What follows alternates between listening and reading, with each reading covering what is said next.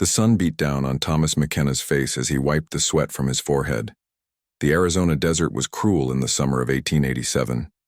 He looked across his land and saw nothing but dry grass and empty water holes. His cattle were gone. Most had died from the drought. The few that lived he had sold to pay his bills. Thomas climbed down from his horse and kicked at the dusty ground. 3 years ago, this ranch had been his dream. He had saved every penny from his job at the railroad to buy this land. Back then, the grass was green and the creek ran with clear water. Now everything was brown and dead. He walked to his small wooden house and sat on the porch steps. In his hand, he held a letter from the bank. The words were simple but scary. Pay your debt in 30 days or lose the ranch. Thomas had read the letter 10 times, but the words never changed. The ranch owed more money than Thomas could make in 5 years. He had borrowed money to buy cattle and fix the barn. He had borrowed more money when the first drought killed half his animals. Now he owed the bank $3,000. That was more money than most people saw in their whole life. Thomas looked at his hands. They were rough and cut from years of hard work. He had fixed every fence on this land himself. He had dug the well with his own shovel. He had built the barn board by board. This place was part of him now. But money did not care about hard work. Money did not care about dreams. The bank wanted their $3,000, and Thomas had maybe $50 to his name. His nearest neighbor, Sam Burton, lived 5 miles away. Sam had told him many times to give up and move back east. "This land is cursed," Sam would say. "Nothing good grows here anymore." Maybe Sam was right. Thomas had not seen rain in 4 months. The few clouds that came by never dropped water.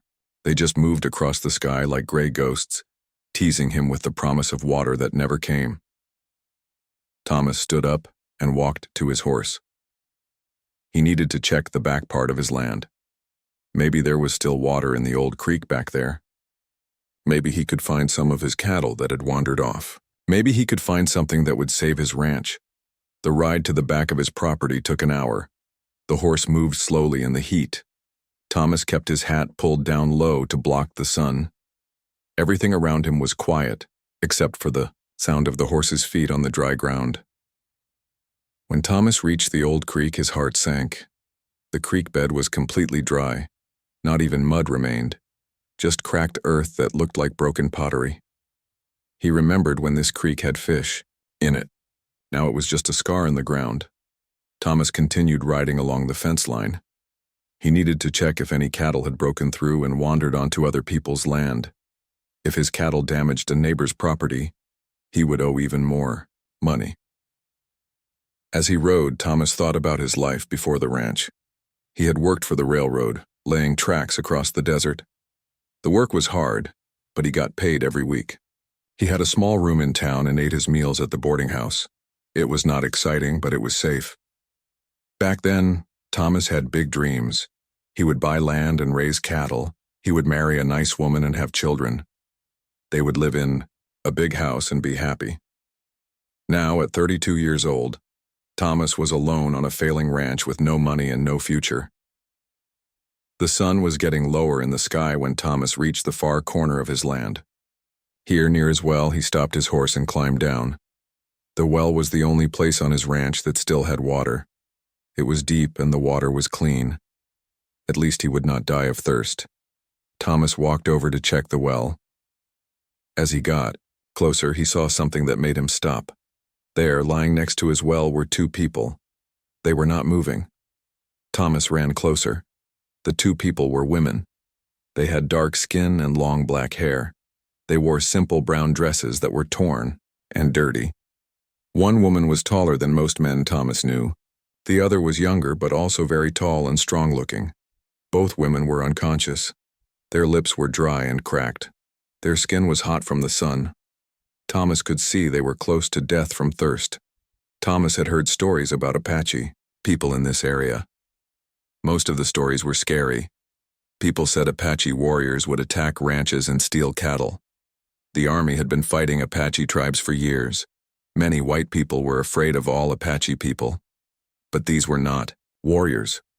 These were two women who were dying of thirst on his land. Thomas could not just leave them to die. His mother had taught him that all people deserved help when they were suffering. Thomas ran to the well and pulled up a bucket of water. He carried it to the first woman, the taller one. He lifted her head and put a little water on her lips. She did not wake up, but she swallowed the water. He did the same for the younger woman. She also swallowed the water without waking up. Thomas continued giving them small sips of water.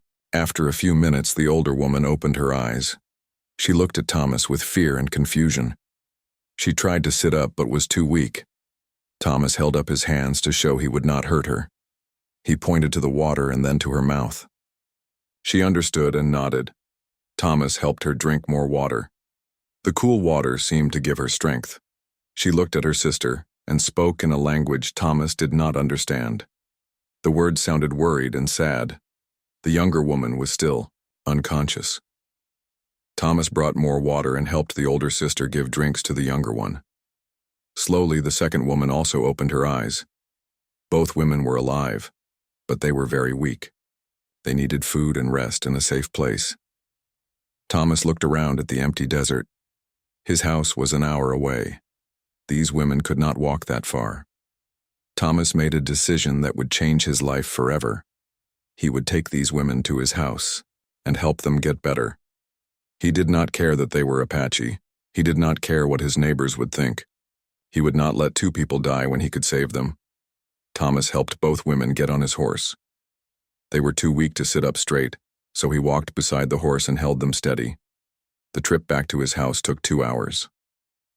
By the time they arrived, the sun was setting and the desert was getting cool. Thomas had no idea that saving these two women would bring the most powerful Apache chief in the territory to his ranch.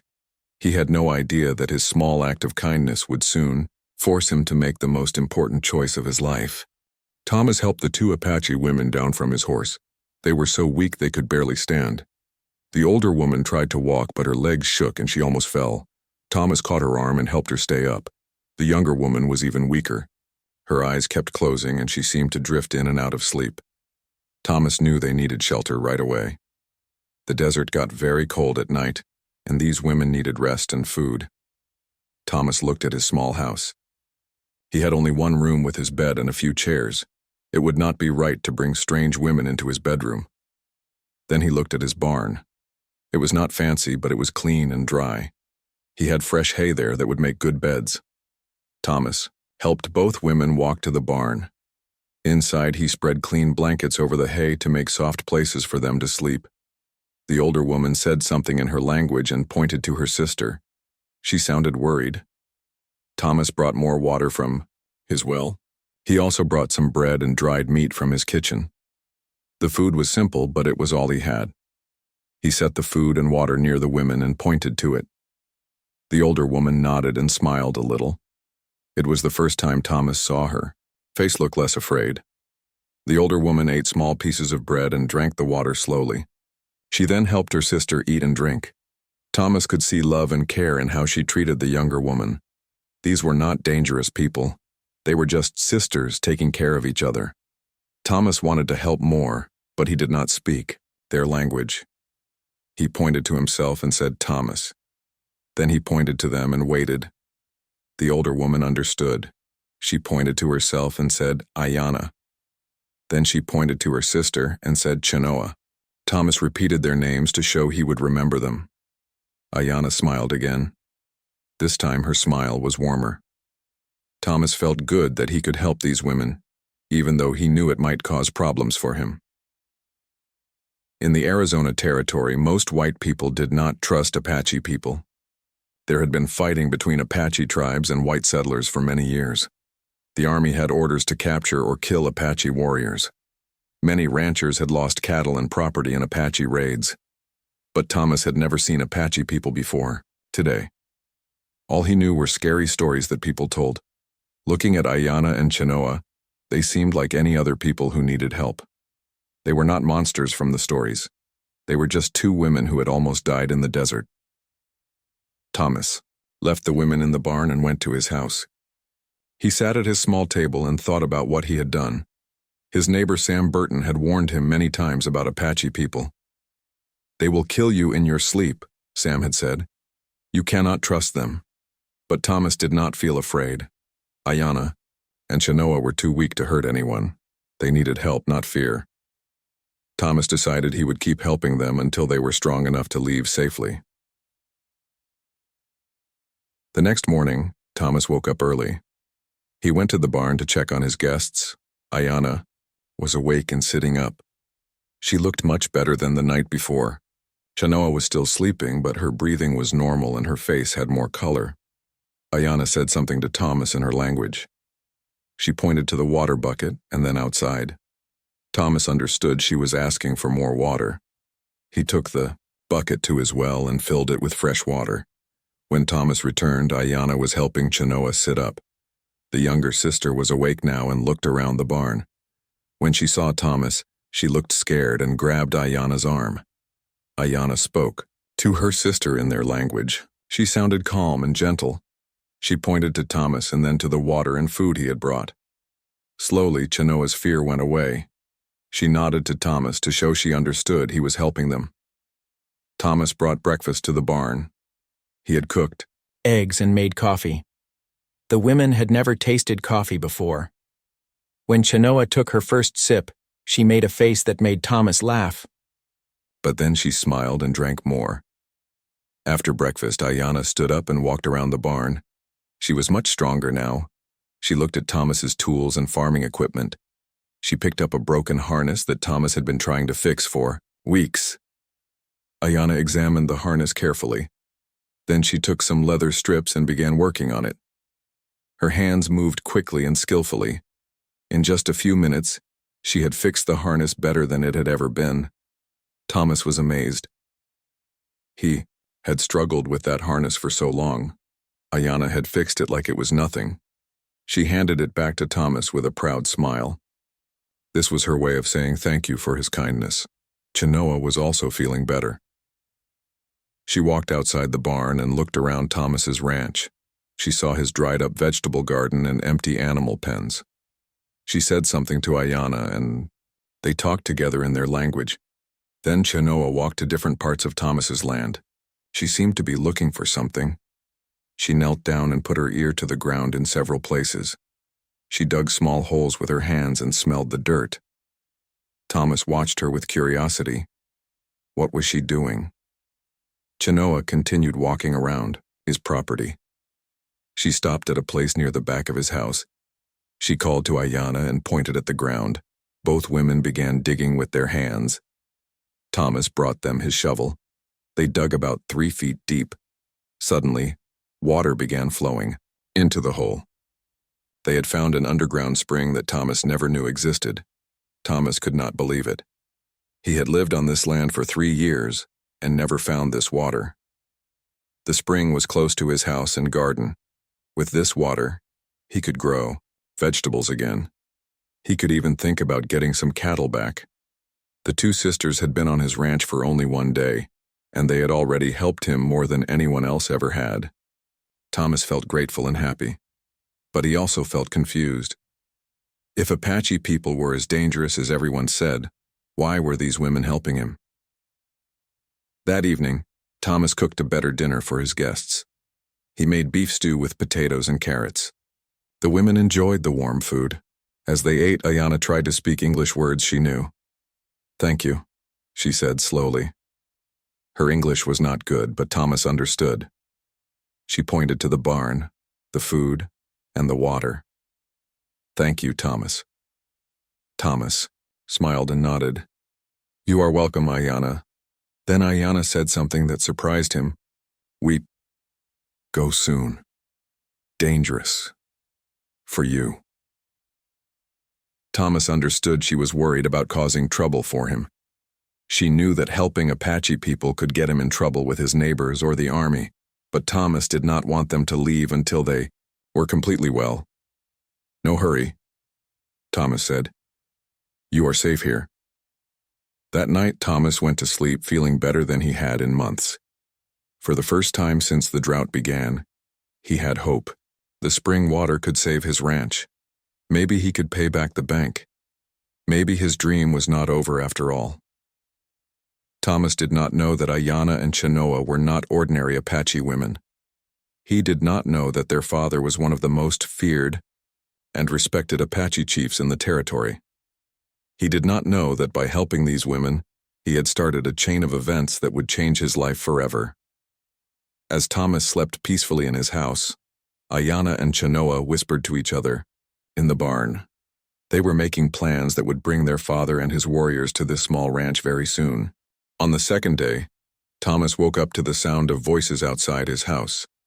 He looked out his window and saw Ayanna and Chenoa working in his vegetable garden. They had used water from the spring they found to make the dry soil soft again. They were planting seeds from somewhere. Thomas put on his clothes and walked outside. The morning air was still cool, which felt good before the hot day began. Ayanna looked up from her work and smiled at him. She pointed to the ground where they had planted rows of seeds. "Food grow," she said in her broken English. "Good food." Thomas looked closer and saw they had planted corn, beans, and squash. He wondered where they got the seeds, but then he saw they had taken them from wild plants around his ranch. These women knew things about the desert that Thomas had never learned. Chenoa stood up and brushed dirt off her hands. She was much stronger now after 2 days of food and water.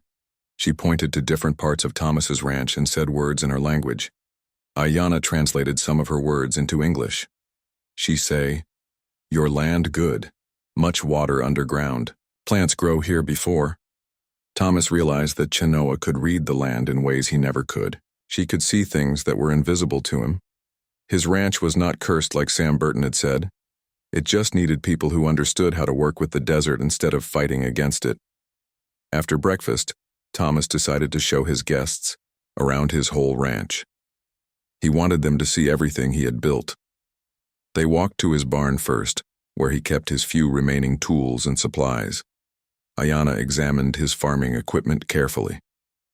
She showed Thomas how some of his tools could work better with small changes.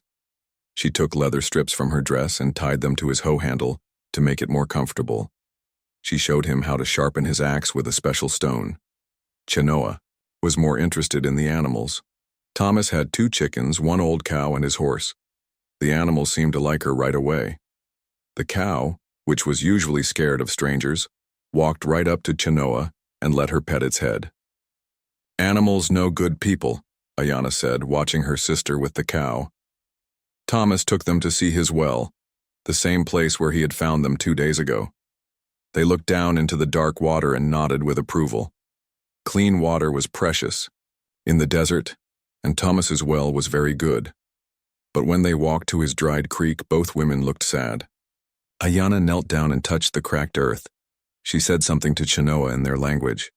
They seemed to be remembering something painful. "Creek die. Like our home," Ayanna said quietly to Thomas. Thomas wanted to ask what she meant, but he could see the sadness in her eyes. He did not want to make her feel worse by asking questions about painful memories. As they walked back to the house, Chenoa suddenly stopped and held up her hand. She listened carefully to something Thomas could not hear. Then she pointed to the sky in the north. Thomas looked but saw nothing except clouds. "Rain come," Chenoa said. These were the first English words Thomas had heard her speak. Thomas looked at the sky again. The clouds looked the same as always, but Chenoa seemed very sure. She and Ayanna began preparing for rain. They moved things that could be damaged by water. They helped Thomas fix a hole in his roof that he had been ignoring. That evening, just as the sun was setting, Thomas heard thunder in the distance. Soon, dark clouds covered the sky. Then the rain began. It was not just a little rain. It was a heavy storm that lasted all night. Thomas sat in his house listening to the rain hit his roof. He had not heard that sound in months. It was like music to him. In the barn, he could hear Ayanna and Chenoa talking quietly. They sounded happy. The next morning, the world looked different. Everything smelled fresh and clean. The ground was soft and dark. Thomas's garden already looked greener. Water was flowing in his creek again. But the most amazing thing was what Chenoa showed him after breakfast. She led him to a place behind his house where she had been digging small holes. Now green shoots were coming up from the ground. These were not plants he had planted. They were wild desert plants that had been sleeping under the ground waiting for rain. Desert not dead, Chenoa explained in her simple English. Desert sleep. Rain wake up. Thomas began to understand that he had been thinking about his ranch all wrong. He had tried to make it work like farms back east, with grass and regular crops. But this was desert land. It needed desert plants and desert ways. Over the next few days, Ayana and Chenoa taught Thomas many things about living in the desert. They showed him which wild plants he could eat. They showed him how to find water by looking at where certain plants grew. They taught him to read the signs that told when storms were coming. The sisters also helped him fix many things around his ranch. Ayana was very good with leatherwork and tool repair. Chenoa understood animals and plants better than anyone Thomas had ever met. Together, they helped him see his land in a completely new way. But Thomas also learned things about his guests that worried him. Sometimes at night he heard them talking in serious voices. They would stop talking when he came near. He saw them looking toward the mountains with sad, worried faces. One evening, as they sat around a small fire outside the barn, Thomas asked Ayana about her family. Where did they come from? Why were they alone in the desert? Ayana was quiet for a long time. Then she began to speak in slow, careful English. We have father, good father, strong leader of our people. But soldiers come, chase us from our home. We run many days, get lost, find no water, almost die.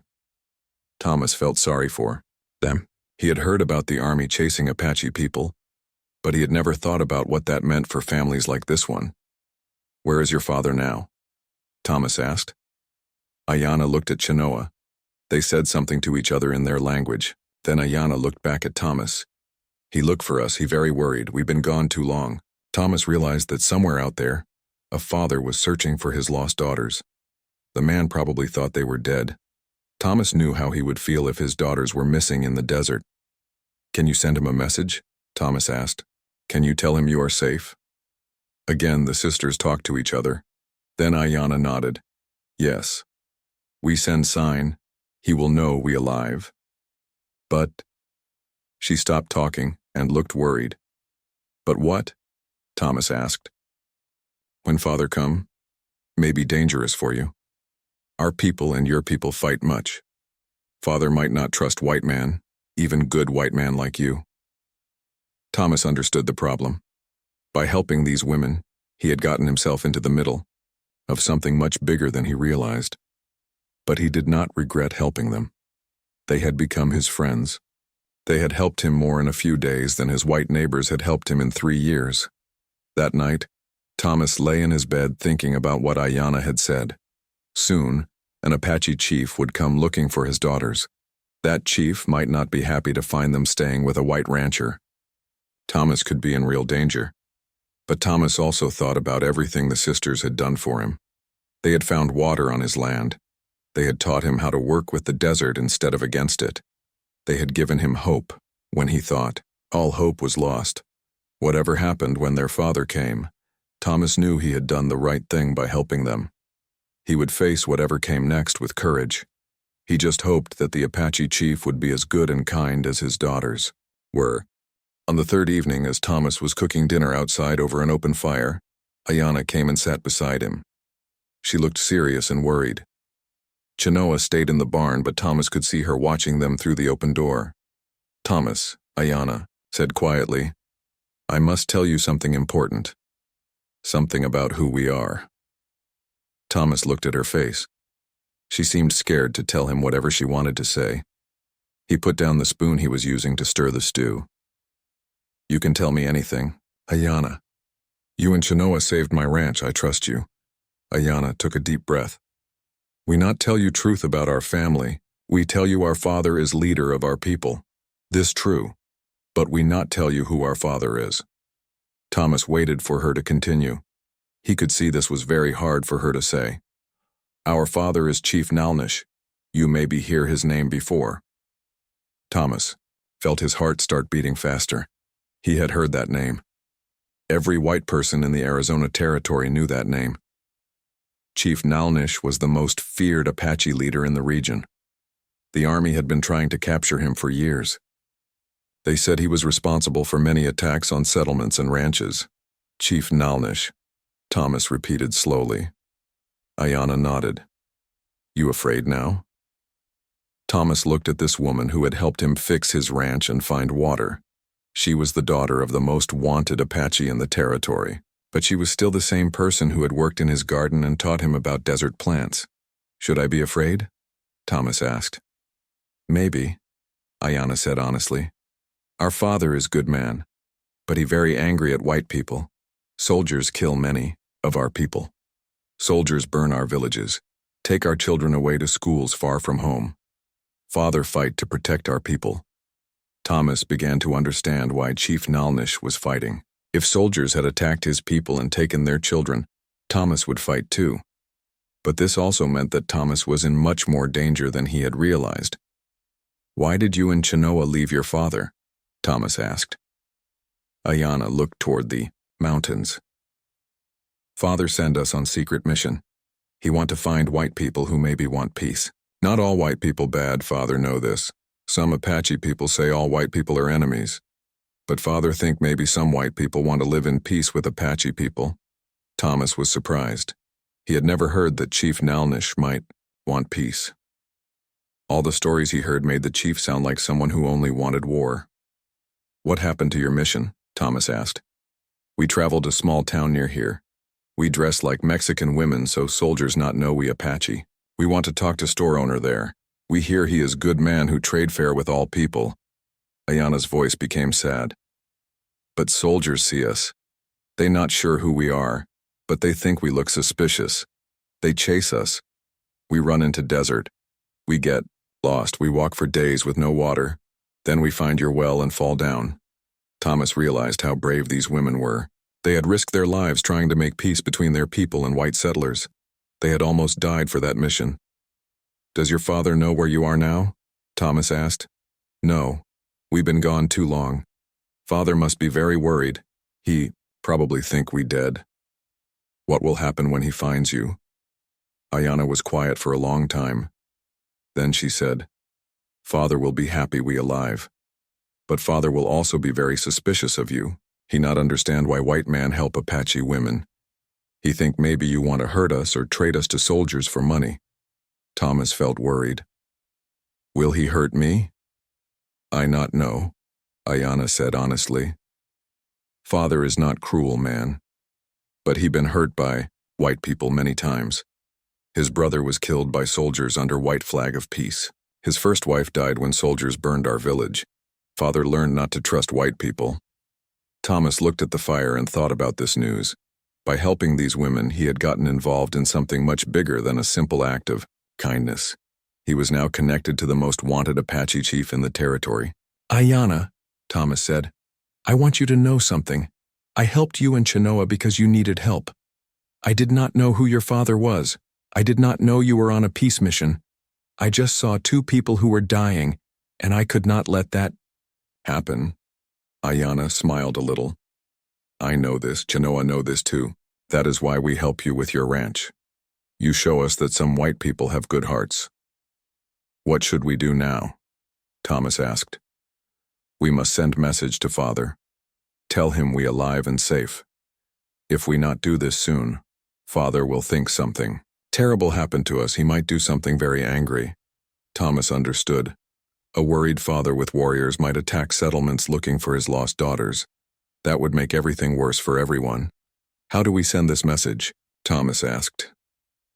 Ayanna pointed to a large rock on top of a hill near Thomas's ranch. We make signs on that rock. Other Apache people will see and tell Father. Father will know we alive and will come here. Thomas felt scared and excited at the same time. Soon he would meet the famous Chief Nalnish. The meeting could go very well or very badly. When will he come? Thomas asked. Maybe tomorrow. Maybe day after. Father moved fast when he worry about his daughters. That night, Thomas could not sleep well. He kept thinking about meeting Chief Nalnish. Would the chief believe that Thomas only wanted to help, or would he think Thomas was trying to trick his daughters? Thomas also thought about what Ayana had told him about their peace mission. If Chief Nalnish really wanted peace with some white people, maybe Thomas could help. Maybe this dangerous situation could become something good for everyone. The next morning, Ayana and Chenoa climbed the hill to the big rock. Thomas watched from his ranch as they arranged stones in patterns and made marks on the rock. These were Apache signs that would tell their people they were alive and safe. When the sisters came back down, they seemed both relieved and nervous. "Message is sent," Ayana said. "Now we wait for Father." Thomas spent that day preparing for the most important meeting of his life. He cleaned his house and barn. He made sure he had enough food for visitors. He also made sure his rifle was loaded just in case things went wrong. But mostly, Thomas thought about what he would say to Chief Nalnish. How do you explain to a man who has been fighting white people for years that you only wanted to help his daughters? How do you prove that your kindness is real? As the sun set, Thomas sat outside his house with Ayana and Chenoa. They were all quiet, thinking about tomorrow. In the distance, coyotes howled in the desert. The sound seemed lonely and wild, like the land itself was waiting for something important to happen. Thomas did not know it yet, but Chief Nalnish and his warriors were already close. They had seen the message on the rock. They knew his daughters were alive, and they were coming to meet the white man who had helped them. By tomorrow, Thomas would face a choice that would change his entire life. Thomas woke up before sunrise on the fourth day. Something had disturbed his sleep, but he was not sure what. He lay in his bed listening carefully. The desert was completely quiet. Even the coyotes had stopped howling. This kind of silence was not normal. Thomas got up and looked out his small window. The sky was just beginning to turn light blue. Everything looked normal around his ranch. His horse was in the corral. The chickens were still sleeping. But something felt different. Then Thomas heard a sound that made his blood turn cold. It was the sound of many horses moving slowly and quietly. The sound came from all around his ranch, not just from one direction. Thomas realized his ranch was being surrounded. Thomas quickly put on his clothes and boots. He grabbed his rifle and checked to make sure it was loaded. Then he walked quietly to his front door. He took a deep breath and opened it slowly. What Thomas saw outside made him freeze with fear and amazement. Apache warriors on horses surrounded his entire ranch. There were at least 30 of them, maybe more. They sat perfectly still on their horses like statues. Each warrior had a rifle or bow ready to use. The warriors wore simple clothes and had paint on their faces. Some had feathers in their hair. Their horses were small but looked strong and fast. Every warrior was looking at Thomas's house, waiting. In the front of the group, sitting on a black horse, was a man who could only be Chief Nalnish. He was tall and powerfully built. His face was weathered from years in the desert sun. His long black hair had streaks of gray. His eyes were dark and intense, like a hawk watching its prey. The chief wore a simple brown shirt and pants, but he also wore a necklace made of silver and turquoise. A rifle rested across his lap. He sat straight and proud on his horse. Even from a distance, Thomas could see this was a man used to being in command. Thomas's hands shook as he held his rifle. He had never been so scared in his life. These were not the helpless women he had found by his well. These were experienced warriors who could kill him in seconds if they wanted to. But Thomas knew he could not show fear. If Chief Nalnish thought he was weak or dangerous, this could end badly for everyone. Thomas took another deep breath and stepped outside his house. He left his rifle inside to show he did not want to fight. As soon as Thomas appeared, the chief raised his hand. The warriors all moved at the same time, pointing their weapons at Thomas. The sound of rifles being cocked filled the morning air. Thomas felt his heart pounding so hard he thought everyone could hear it. Chief Nalnish studied Thomas for a long moment. His face showed no emotion. Thomas could not tell what the chief was thinking. Was he angry? Suspicious? Ready to attack? Then, the barn door opened and Ayana stepped outside. She called out to her father in Apache language. Her voice sounded happy and relieved. She ran toward the chief's horse. Chief Nalnish's face changed completely when he saw his daughter. The hard, dangerous look disappeared. He climbed down from his horse and caught Ayana in a strong hug. For a moment, this feared warrior chief looked like any father who had found his lost child. Chenoa also came running from the barn. She threw her arms around both her father and sister. Thomas could hear them talking quickly in Apache. The sisters seemed to be telling their father everything that had happened. While the family reunion continued, the Apache warriors kept their weapons pointed at Thomas. He stood very still, trying not to make any movements that might seem threatening. Sweat ran down his back, but he forced himself to look calm. After several minutes, Chief Nalnish looked up from his daughters and stared directly at Thomas. The chief's eyes seemed to look right through him, as if trying to read his thoughts and intentions. The chief said something to Ayana in Apache. She nodded and began translating. "My father wants to know why you helped us," Ayana said. "He wants to know what you want in return." Thomas had practiced what he would say for this moment, but now all his planned words seemed to disappear from his mind. He just spoke from his heart.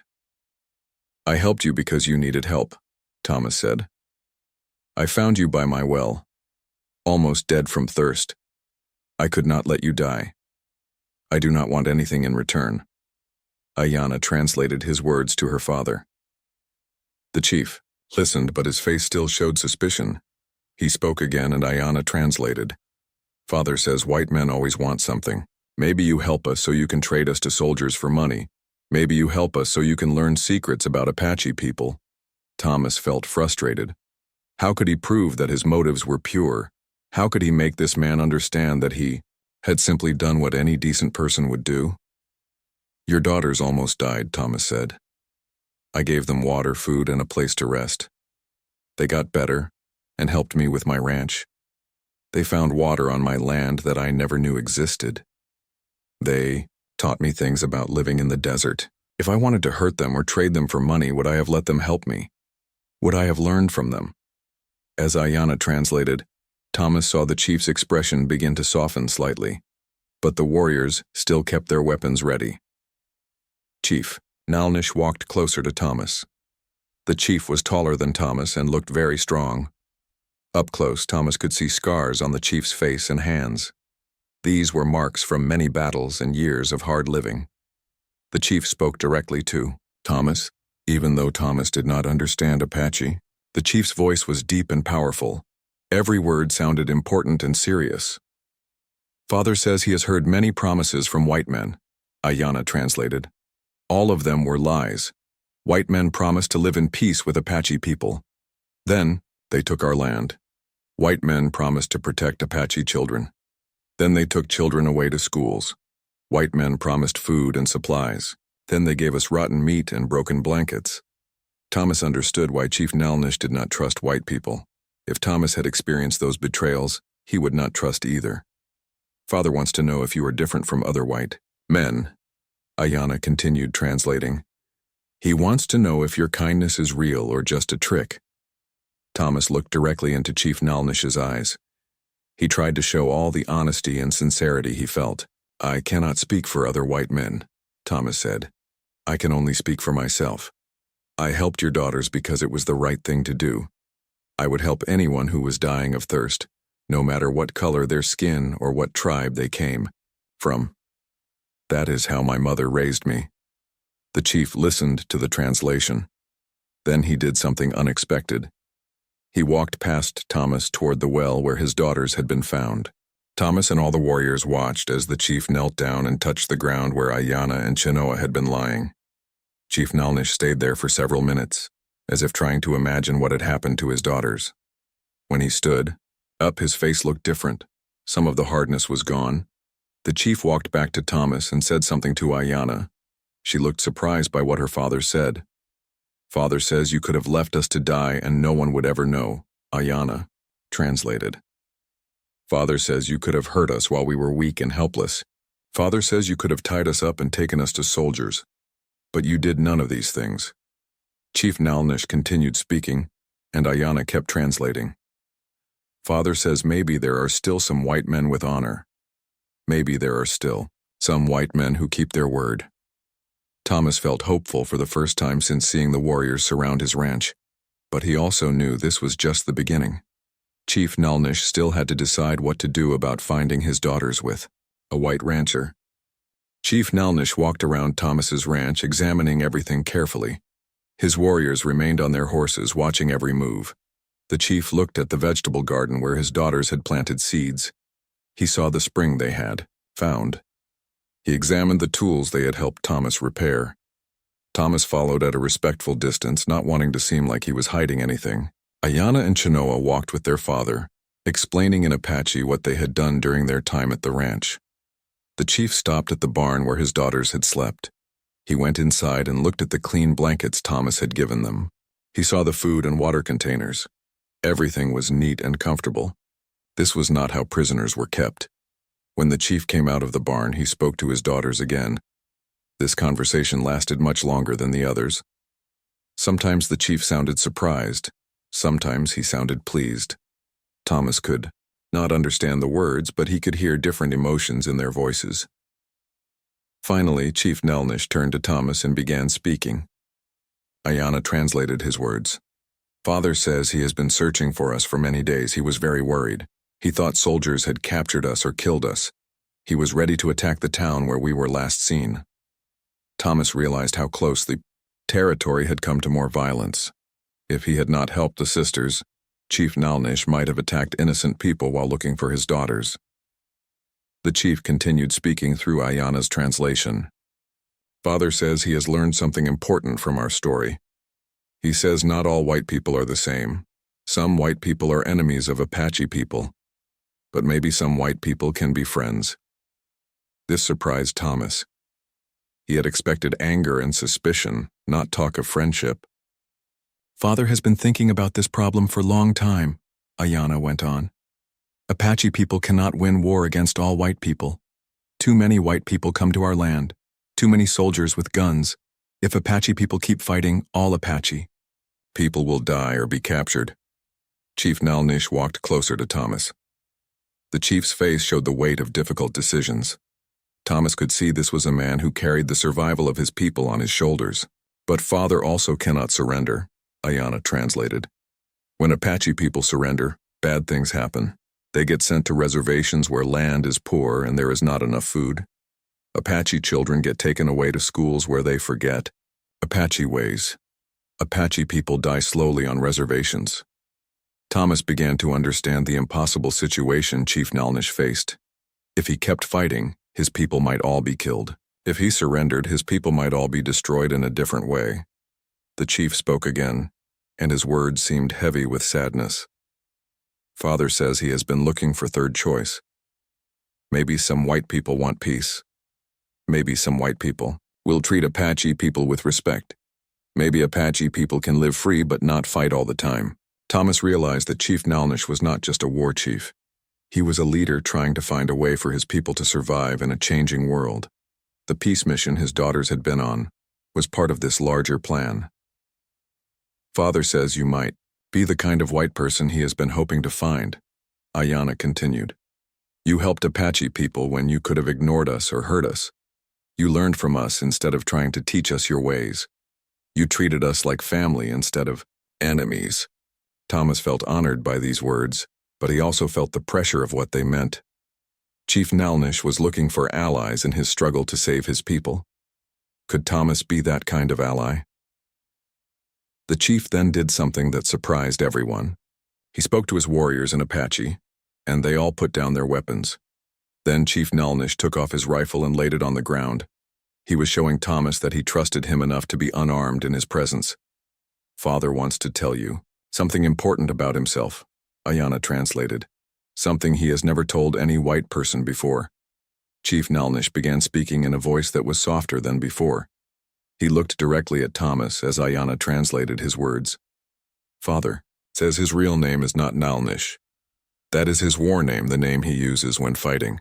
His real name is Tanito, which means man who brings people together. His grandmother gave him this name when he was born because she had a vision that he would be a peacemaker. Thomas was amazed. The most feared Apache warrior in the territory had been born with a name that meant peacemaker. It seemed impossible, but it also explained why Chief Nalnish was willing to consider peace with white people. Father says he has been war chief for 15 years, Ayana went on. He has fought many battles. He has won most of them. But Father is tired of war. He wants his people to live without always running and hiding. He wants Apache children to grow up learning Apache ways, not always preparing for war. The chief paused and looked at his daughters with love and sadness. Father says Ayana and Chenoa were born during wartime. They have never known peace. They have spent their whole lives moving from place to place, always watching for soldiers. Father wants something better for them. Thomas felt moved by the chief's honesty. This powerful man was sharing his deepest fears and hopes. Thomas realized that Chief Nalnish was not so different from himself. They were both trying to protect the people they cared about and build a better future. "What does your father want from me?" Thomas asked. Chief Nalnish spoke again, and his words carried great weight. "Father says he faces biggest decision of his life," Ayana translated. "For many months, Father has been thinking about trying to make peace with some white people. But other Apache leaders say this is foolish. They say all white people are liars and enemies." The chief gestured toward his warriors, and Ayana continued translating. "Some of Father's own warriors think he should not trust any white people. They think peace talk is weakness. They want to keep fighting until all Apache people are dead or all white people leave Apache land." Thomas understood the pressure Chief Nalnish was under. Making peace with white people could split his tribe and turn some of his own warriors against him. "Father says meeting you changes everything," Ayana went on. "You proved that some white people can be trusted. You proved that Apache people and white people can help each other. But Father still has big problem." The chief looked toward the mountains where his people were hidden. Father's people are watching from hills. They see him talking to white man. Some will say Father is betraying Apache ways. Some will say Father is weak. If Father trusts white man and something goes wrong, Father will lose respect of his people. Thomas realized that Chief Nalnish was risking everything by even talking to him peacefully. The chief's own people might turn against him for showing trust to a white man. But Father also knows his people cannot survive much longer fighting alone, Ayana continued. More soldiers come every month. Food becomes harder to find. Safe places become fewer. Father must choose between keeping old ways and finding new ways to survive. Chief Nalnish stepped closer to Thomas and spoke directly to him with great intensity. "Father says you have become part of this choice," Ayana translated. "By helping his daughters, you proved that peace might be possible. But Father needs to know if you are willing to be more than just kind stranger. Father needs to know if you are willing to be true friend to Apache people." Thomas felt the weight of this moment. Chief Nalnish was asking him to become involved in something much bigger than helping two lost women.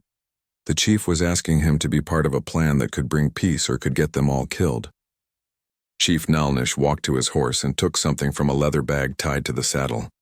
He returned carrying a bundle wrapped in soft buckskin. He set it on the ground between himself and Thomas, and carefully unwrapped it. Inside the bundle were silver coins, gold nuggets, and beautiful jewelry made of turquoise and silver. Thomas had never seen so much wealth in one place. There was enough money there to pay off his ranch debt 10 times over. There was enough to buy more land, more cattle, and live comfortably for the rest of his life. "This is part of Apache treasure," Ayana translated as her father spoke. "Apache people have collected this over many years, some from trading, some from other ways." Thomas understood that some of the treasure had probably come from raids, but he did not judge the chief for that. Apache people were fighting for their survival. Chief Nalnish picked up a handful of the gold and let it fall through his fingers. The morning sun made the gold shine like fire. He spoke again, and Ayana translated. "Father says this treasure has been hidden in secret place in mountains for many years. Father is only person who knows where it is hidden. When Father dies, secret dies with him, unless he tells someone else." The chief wrapped up the treasure and set it aside. Then he began speaking in a voice that was serious and formal, like he was making an important announcement. "Father has decision to make about you, Thomas McKenna," Ayana translated. Father has thought about this all night. Father talked to spirits of his ancestors. Father prayed for wisdom. Now Father knows what he must do. Thomas felt his heart beating faster. Whatever Chief Nalnish was about to say would change everything. The chief stood up straight and spoke with great authority. Father gives you choice, Ayana translated. 2 paths. You must pick one path today. You cannot change your mind later. You cannot pick both paths. You must choose now. Chief Nalnish pointed to the bundle of treasure. First path. Father gives you this treasure. Enough gold and silver to make you rich, white man. You take money, pay your debts, buy cattle, live good life. But you never see Apache people again. You never speak of Apache people to soldiers or other white men. You forget. You ever met Father or his daughters? Apache people become like dream you once had. Thomas stared at the treasure. It was more wealth than he had ever imagined having. With that money, he could save his ranch and never worry about money again. He could marry and have children and give them a good life. But the chief was not finished. He pointed toward the mountains where his people were hidden. Second path. You leave this ranch. You leave white man's world. You come live with Apache people in mountains. Father adopts you as brother. You become Apache warrior. You learn Apache ways. You fight Apache enemies. You live Apache life until you die. Thomas felt shocked. Chief Nalnish was asking him to give up everything he had ever known and become an Apache. It seemed impossible. Father says second path is dangerous, Ayana continued translating. Soldiers hunt Apache people every day. You might be killed in battle. You might die from hard life in mountains. You will never see white people again. You will never live in house again. You will never have white wife or white children. Thomas looked around at his ranch. It was small and poor, but it was his home. He had built everything here with his own hands. All his dreams had been about making this place successful. But then he looked at Ayana and Chenoa, who had become like family to him in just a few days. He looked at Chief Nalnish, who had trusted him with secrets and treasures. These people had shown him more friendship and respect than his own neighbors had shown him in 3 years. Why do I have to choose? Thomas asked. Why can't I keep my ranch and still be friends with Apache people? Chief Nalnish shook his head sadly before Ayana translated his answer. Father says friendship between Apache people and white people is impossible while war continues. If you stay in white world, white people will ask you questions about Apache people. Soldiers will want you to guide them to Apache camps. White people will not trust you if they know you are friend to Apache people. Thomas realized the chief was right. If people knew he was friendly with Apache people, they would suspect him of helping the enemy. They might even attack him. Father also says Apache people will not trust white man who lives in both worlds, Ayana went on. Apache people will think you are spy. They will think you tell Apache secrets to soldiers. Apache people have been betrayed by white men too, many times. Chief Nalnish pointed to the bundle of treasure again, then pointed to the mountains. Father says you must choose one world or other world.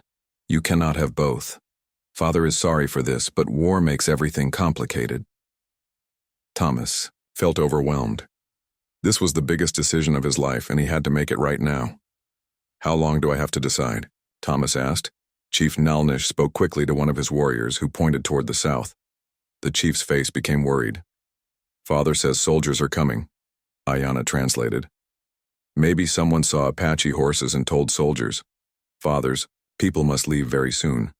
If soldiers find Apache people here, there will be fighting. Thomas could hear it now. The distant sound of horses and men moving quickly across the desert. A cavalry patrol was heading toward his ranch. Father says you have maybe 10 minutes to choose, Ayana said. After that, Apache people must go, back to mountains. If you choose treasure, Father leaves it here and you never see him again. If you choose Apache life, you must come now and leave everything behind. Thomas looked at his small house, his barn, his garden, his well. Everything he had worked for was here. But he also thought about the loneliness of his life. He had no real friends among the white settlers. He had no family. He had no one who truly understood him. Then he thought about the few days he had spent with Ayana and Chenoa. They had taught him more about living and surviving than anyone else ever had. They had shown him respect and gratitude. They had made him feel like he belonged somewhere. The sound of approaching soldiers was getting louder. Chief Nalnish looked at Thomas with intense eyes. "You must choose now," Ayana said urgently. "Right now. This moment." Thomas looked at the treasure that could make him rich. Then he looked at the faces of the Apache family who had treated him with more kindness than his own people ever had. In that moment, Thomas McKenna made a decision that would shock everyone, including himself.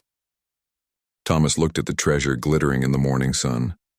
Then he looked at Chief Nalnish, Ayana, and Chenoa. The sound of approaching cavalry grew louder with each passing second. He had maybe 5 minutes to make the most important decision of his life. Thomas thought about his ranch and all the work he had put into it. He thought about his dreams of success and wealth.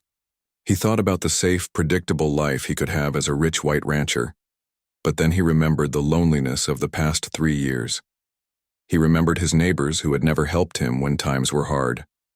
He remembered how Ayana and Chenoa had treated him like family from the moment they got better. He remembered how Chief Nalnish had trusted him with secrets and treasures. Most importantly, Thomas realized that Ayana and Chenoa had saved his life, just as much as he had saved theirs. They had found water on his land. They had taught him to work with the desert instead of fighting it. They had given him hope when he thought all hope was lost. The sound of horses was very close now. Chief Nalnish spoke urgently to his warriors, who began preparing to leave quickly. Thomas looked at the bundle of treasure one more time. Then he did something that surprised everyone, including himself. He kicked dirt over the treasure, hiding it from view. "Keep your gold," Thomas said to Chief Nalnish. "I have something more valuable than money," Ayana translated quickly. Chief Nalnish looked confused and asked a question. "Father wants to know what is more valuable than gold," Ayana said. Thomas smiled and looked at the 3 Apache people who had become his family. "Family," Thomas said. "You and your daughters gave me a family. That is worth more than all the gold in the world." But then Thomas surprised everyone even more.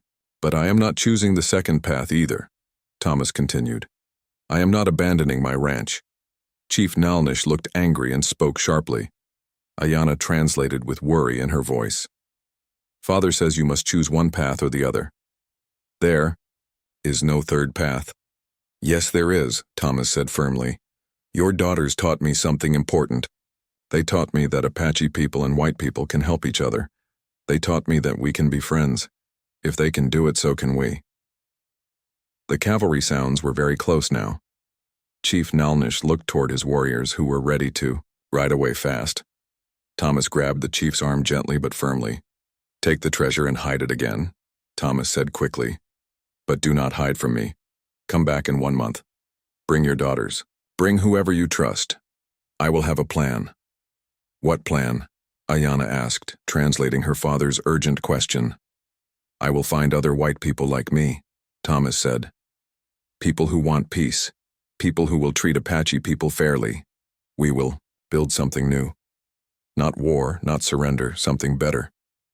Chief Nalnish stared at Thomas. The chief seemed amazed by this white man who refused to choose the easy path.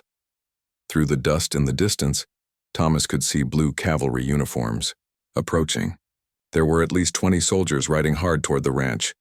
"Father, we must go now," Ayana said urgently. Chief Nalnish made a quick decision. He grabbed the treasure bundle and remounted his horse. His warriors were already moving toward the mountains. But before leaving, the chief rode close to Thomas and spoke directly to him. Even though Thomas did not understand Apache, he could hear respect and hope in the chief's voice. "Father says he will think about your words," Ayana translated quickly as her horse danced impatiently. "Father says maybe you are the peacemaker his grandmother told him to look for."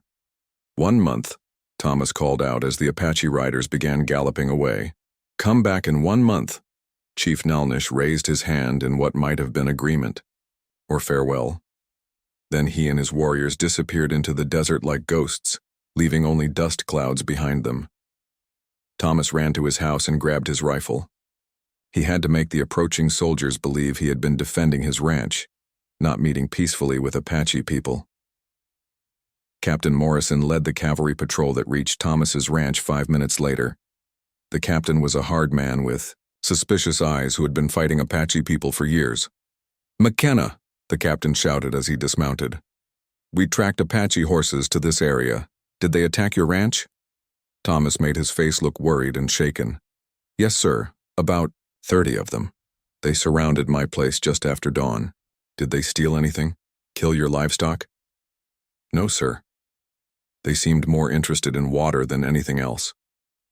They watered their horses at my well and then rode off toward the mountains." Captain Morrison examined the ground around the ranch. He could see many horse tracks which confirmed Thomas's story. "You're lucky to be alive, McKenna," the captain said. "That was probably Chief Nalnish's band. They could have killed you easily." "Yes, sir. I stayed in my house with my rifle. I think they decided I was not worth the trouble." The captain and his men searched Thomas's property but found nothing suspicious. After an hour, they rode away to continue tracking the Apache band. When the soldiers were gone, Thomas sat on his porch and thought about what he had done. He had chosen a path that no one had ever tried before. Instead of accepting treasure or joining the Apache, he was going to try to build a bridge between two peoples who had been enemies for years. Over the next month, Thomas worked harder than ever before. But he was not just working on his ranch. He was also working on his plan to create peace. Thomas rode to every ranch in town within 50 miles. He looked for white people who were tired of war and fear. He found a few store owners who wanted to trade peacefully with Apache people. He found some ranchers who had lost family members to war and wanted the fighting to stop. Most people thought Thomas was crazy or dangerous. Some threatened to report him to the army as an Apache sympathizer, but a few people listened to his ideas about peace and trade. Thomas also prepared his ranch for Chief Nalnish's return. He built a larger barn that could hide many horses. He stored extra food and supplies. He prepared for the most important meeting of his life. When the month was over, Thomas waited at his ranch every morning at dawn. On the third day, he woke up to find Ayanna sitting on his porch. "Father is waiting in the canyon behind your ranch," she said with a smile. "He brought 10 of his most trusted warriors. He also brought Chenoa and me." "Does he have the treasure?" Thomas asked. "Yes, but Father says treasure is not important now. Father wants to hear your plan for peace." That morning, Thomas met with Chief Nalnish in a hidden canyon behind his ranch. This time, there were no weapons and no fear. Thomas presented his plan to create a network of white people who would trade fairly with Apache people and work for peace. Chief Nalnish listened carefully. When Thomas finished, the chief spoke for a long time. Ayanna translated, "Father says your plan is dangerous for everyone, but Father also says it is only hope for Apache people to survive with dignity. Father agrees to try your plan." That was the beginning of something that had never existed before in the Arizona Territory. Over the next 2 years, Thomas McKenna became a secret bridge between Apache people and peaceful white settlers. Thomas kept his ranch, but it became much more than a ranch. It became a hidden meeting place where Apache people and white people could trade goods and share information safely. Some of Chief Nalnish's warriors joined the peace plan. Some white settlers also joined. They created a secret network that helped Apache families find safe places to live and helped white families avoid conflicts with hostile Apache bands. The plan did not end the war completely. There were still battles between the army and some Apache groups, but in the area around Thomas's ranch there was more peace and less fear than there had been in many years. Thomas never became rich, but he became something more valuable. He became a man who had brought enemies together as friends. He became the peacemaker that Chief Nalnish's grandmother had predicted would come, and most importantly, Thomas found the family he had always been looking for. Chief Nalnish adopted him as a brother. Ayanna and Chenoa became his sisters. The lonely rancher who had almost lost everything became part of something bigger and more meaningful than he had ever imagined. Years later, When the Apache Wars finally ended and peace came to the territory, people would tell stories about the poor rancher who saved two Apache sisters and changed the course of history. They would say that sometimes the smallest acts of kindness can create the biggest changes in the world. Thomas McKenna had proven that there was always a third choice, even when it seemed like only two paths were possible. He had chosen the path of courage, hope, and love over the paths of money and safety. And in the end, that choice had saved not just his own life, but the lives of many others as well.